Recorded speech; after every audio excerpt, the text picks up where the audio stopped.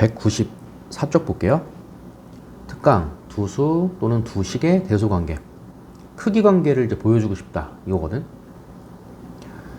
두수 또는 두식의 대소를 비교할 때는 다음과 같은 방법을 이용한다.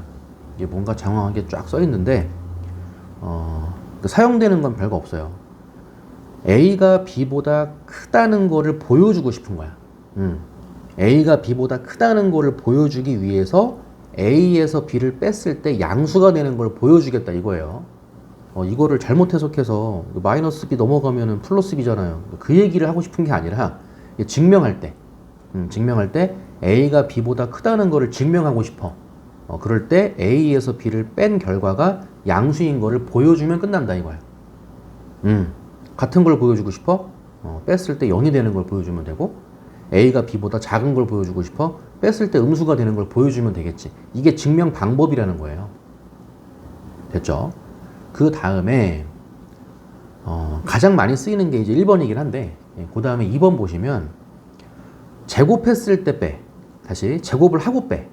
제곱을 하고 뺐더니 A제곱에서 B제곱을 뺐을 때 양수야. 그럼 A제곱이 B제곱보다 클 거 아니에요. 그러니까 이게 엄밀하게 말하면 A제곱이 B제곱보다 크면 이렇게 되면 A가 B보다 커? A제곱이 B제곱보다 크면은 A가 B보다 무조건 커야 돼요? 그거는 아니지. 예를 들어서 뭐 A가 마이너스 3이야. 그 B가 플러스 2야. 그럼 마이너스 3의 제곱은 9고요. 2의 제곱은 4잖아. 9는 4보다 크다. 되지? 근데 마이너스 3이 플러스 2보다 커요? 네, 이건 아니잖아요. 그치? 그건 아닌데 A하고 B가 뭐일 때? 양수일 때는 A하고 B가 둘 다 양수라는 전제 조건이 들어있을 때 1번은 뭐 양수라는 전제 조건이 필요가 없어요. 근데 2번은 제곱해서 뺐을 때 A제곱에서 B제곱을 뺐더니 양수야. 그러면 만약에 A와 B가 양수라는 전제 조건이 깔려 있으면 A가 B보다 크다라는 결론을 낼 수 있다 이거야.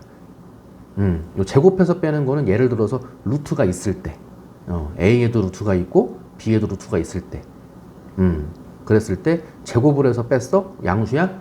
그러면 A가 B보다 크다는 결론을 낼 수가 있는 거다 이거지. 이게 필요한 거예요.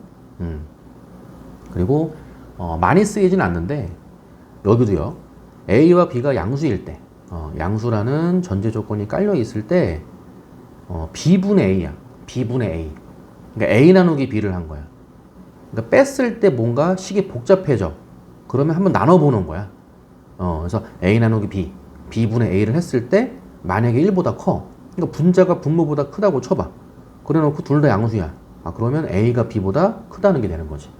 나누는 방법도 증명 방법 중에 들어가 있더라. 이렇게 보시면 되고, 어쨌든 많이 이용되는 거는 1번이 제일 많이 이용되고 루트가 있을 때는 2번이 이용되더라 이거지. 됐죠? 증명 방법이에요. 그래서 이거를 조금 여유가 있을 때 이게 별게 아닌데 1번 같은 문제 요런 거 정도는 증명을 할 줄은 알아야 돼요. 그러니까 뭐냐면 A하고 B가 양수야. 예, 둘 다 양수고 A가 B보다 크거나 같아. 그랬을 때 둘 중에 누가 더 크냐? 이게 기역, 니은, 디귿으로 나와요. 참과 거짓. 그래서 누가 더 큰지 이만큼이 이제 A인 거고 요만큼이 B인 거야. 그래서 A가 크냐 B가 크냐 그랬을 때 빼보는 거라고. 가장 일반적인 거라 그랬지. 2 플러스 A분의 A에서 2 플러스 B분의 B를 한번 이렇게 빼보는 거라고. 예, 그러면은 2 플러스 A, 2 플러스 B 통분.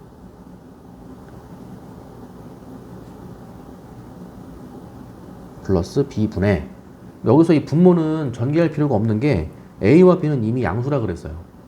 그죠? 그럼 2에다가 양수 더하면은 양수, 2에다가 양수 더하면은 양수, 양수 곱하기 양수니까 양수, 부호만 보면 되는 거기 때문에 이 값의 뭐 수치가 궁금하진 않아요. 그냥 플러스야. 그리고 요렇게 곱하고 요렇게 곱해서 빼죠. 그럼 요렇게 곱해주면은 2A 더하기 AB지. 그리고 요렇게 곱해주면은 2B 더하기 AB인데 마이너스가 있으니까 마이너스 2B죠. 마이너스 2B 마이너스 AB가 되는 거야. 그래서 AB가 사라져. 소거가 되고요. 그럼 다시 2 플러스 A, 2 플러스 B분해가 되고 분자가 2A-2B가 있죠? 이로 묶어주면 되지? 그럼 가로 열고 A-B 가로 닫고가 되는 거야. 근데 A가 B보다 크거나 같다 그랬으니까 A가 B보다 크거나 같다 그랬으니까 A에서 B를 빼면은 얘는 0보다 크거나 같은 거지. 이렇게. 그쵸? A에서 B를 뺐을 때 0보다 크거나 같으니까 양수, 여기도 양수 0보다 크거나 같다니까 정확히 말하면 양수라고 하면 안 되고 0보다 크거나 같다 그래야지. 이렇게. 됐어요? 이게 뭐 한 건데? 여기서 얘를 뺀 건데 이거지. 여기서 얘를 뺐더니 0보다 크거나 같아.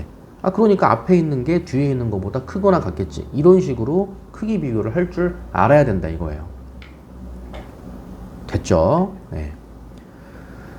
그렇게 되는 거고, 요 2번도 해볼까요? 실수 A에 대해서 A의 절대값 더하기 2 하고요. A 더하기 2의 절대값하고 이 대소를 비교를 하래. 하나만 더 해볼게요.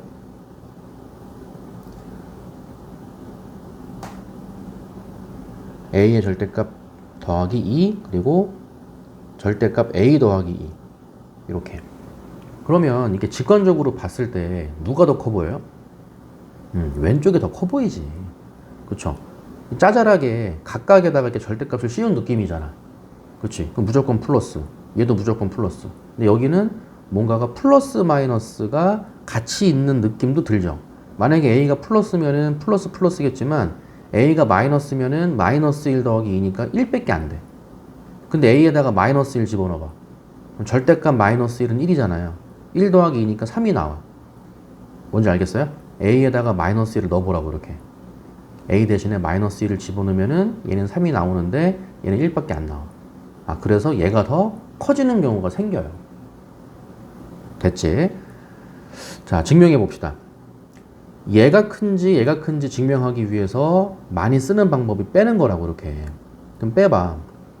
이걸 빼면 절대값 A 플러스 2에서 절대값 A 플러스 2를 뺐다? 그럼 여기서 이거를 뺐을 때 이게 양수인지 음수인지 알아?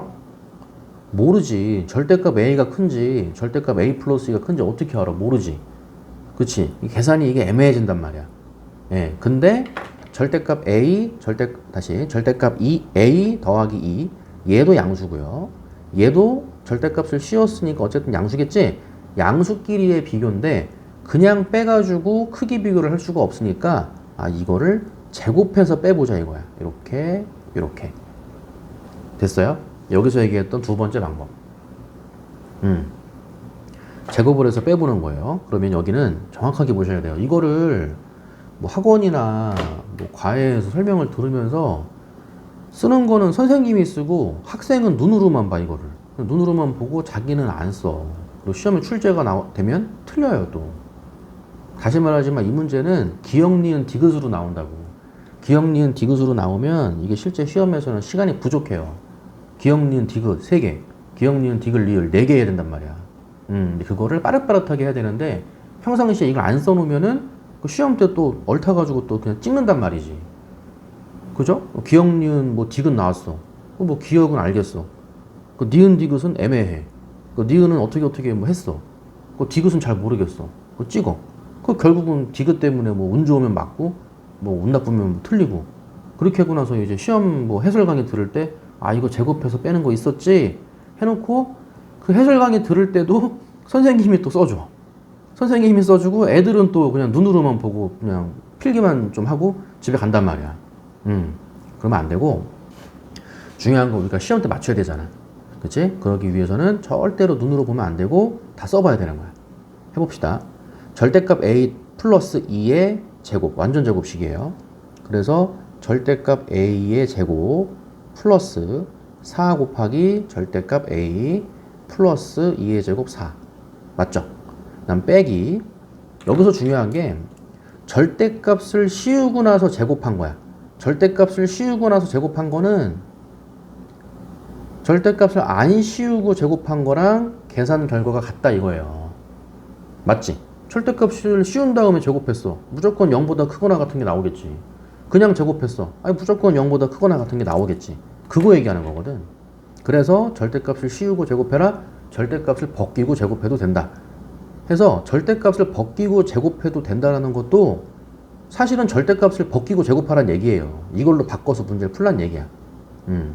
절대값을 벗기고 나서 제곱해도 된다라는 게 해도 되고 안 해도 된다라는 게 아니고 무조건 절대값을 벗기고 제곱하란 얘기야. 이걸로 바꿔서 제곱을 하란 얘기예요. 그래서 a의 제곱 플러스 4a 플러스 4 이렇게 들어가는 거야. 됐죠? 근데 다시 여기에 절대값 a제곱이 있지?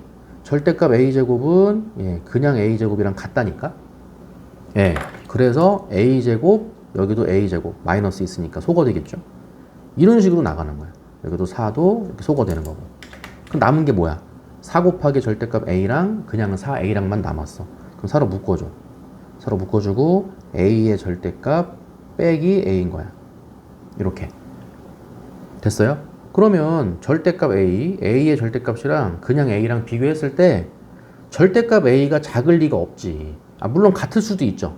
같을 수도 있는데 만약에 뭐 마이너스를 넣어봐. 마이너스를 집어넣으면 넌 무조건 플러스고 넌 마이너스니까 왼쪽이 클 거 아니에요. 이렇게.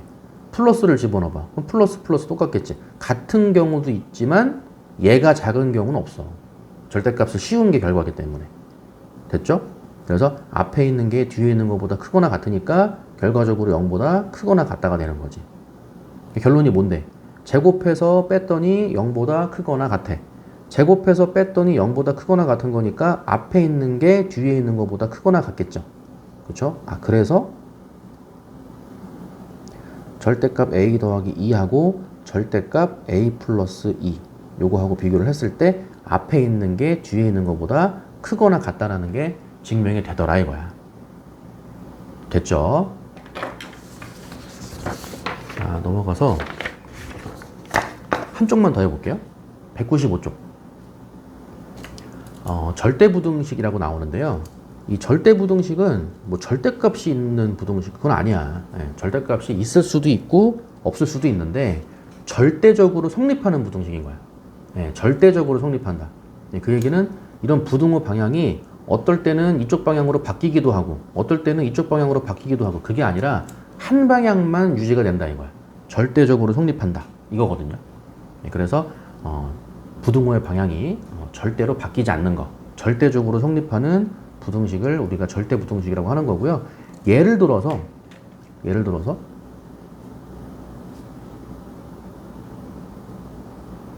우리 1학기 때부터 배운 a가 실수야. 실수일 때 실수 a를 제곱했어. 실수 a를 제곱하면 항상 0보다 뭐라 그랬어? 이것도 크다? 그러면 안 돼. 실수 a를 제곱하면 0보다 크거나 같다 그랬지.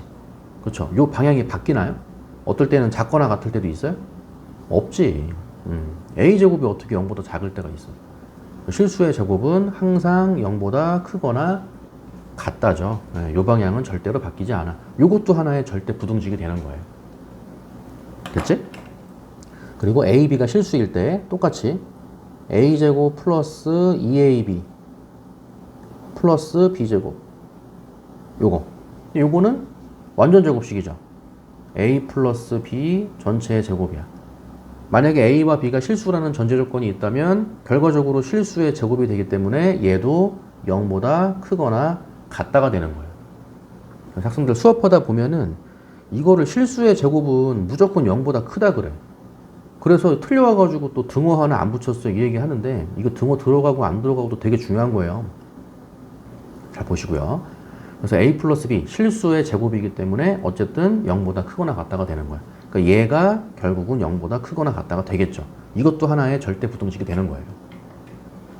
됐죠? 자, 부등식의 증명에 이용되는 실수의 성질. 아직까지도 이제 증명 얘기를 하고 있죠? a 빼기 b가 양수라면 그러면은 a가 b보다 큰 거야. 증명할 때 이게 사용된다고 그 앞에 그 특강에서 얘기했었죠? 그 실수의 제곱 더했어? 무조건 0보다 크거나 같겠지. 실수의 제곱은 0보다 크거나 같고요. 이거 0보다 크거나 같다. 잘 보세요. 그리고 a, b가 실수일 때 라는 조건이 중요한데 실수의 제곱끼리 더했더니 0이 나왔다. 실수의 제곱끼리 더했더니 0이 나왔다. 이건 필요 충분 조건이라 그랬지? 둘 다 0일 수밖에 없다 이거지. 그죠? 실수의 제곱은 무조건 0보다 크거나 같다며. 자, 얘가 플러스고 얘가 마이너스가 돼서 0일 리가 없다 이거야. 예. 그러려면 무조건 0, 0이 나올 수밖에 없다 이거지. 그리고 절대값 a의 제곱은 좀 전에 얘기했죠. 예. 절대값을 씌우고 나서 제곱한 거는 그냥 제곱한 거랑 계산 결과가 똑같다. 이런 것도 보시면 되고요. a와 b가 양수일 때 a가 b보다 크다. 이거는 a제곱이 b제곱보다 크다. 요거랑 이제 필요 충분 조건이다. 똑같은 말이다. 단 a와 b가 양수라는 전제 조건이 필요하다. 까지. 마찬가지로 a와 b가 양수일 때 a가 b보다 커. 요거랑 루트 a가 루트 b보다 커. 요거랑 똑같은 말이다 이거지. 필요 충분 조건. 그리고 내려갑시다. 여러 가지 절대 부등식. 다음은 부등식 문제 해결에 자주 이용되는 절대 부등식이다. 이건 잘 읽으셔야 돼요. 부등식 문제 해결에 자주 이용되는 절대 부등식이다라고 했지, 절대 부등식 문제가 이 세 문제 중에 하나가 나온다가 아니야. 그냥 자주 등장하는 거니까 외워두면 편리하다 이거죠. 실제 시험에서는 얘가 나오는 게 아니고 다른 게 나오겠지. 다른 게 나오는데 이런 것들을 알고 있으면, 요거 3개 정도 알고 있으면 다른 문제 푸는데 도움이 된다 이거야. 됐죠? 자, 그래서 A, B, C가 실수일 때 한번 써볼게요. 1번. 뭐냐면 A제곱, 뭐 더하기, 뭐 빼기, AB 더하기 B제곱. 얘는 무조건 0보다 크거나 같대. 그러니까 요런 게 시험에 자주 등장한다. 그러니까 알고 있으면 편리하다 이거지. A제곱 플러스 AB 플러스 B제곱. 요거는 무조건 0보다 크거나 같아. 음수일 리가 없어. 알아두면 좋아 이거지. 요거 하나만 증명해 볼게요. 그래서 A제곱 플러스 AB 플러스 B제곱, 요거는 자, A제곱 플러스 AB 요거를 완전 제곱식으로 바꿔. 그래서 A 플러스 2분의 B 전체의 제곱 이렇게 쓸게요. 그럼 A제곱 생기죠? 그 다음에 AB 생기지.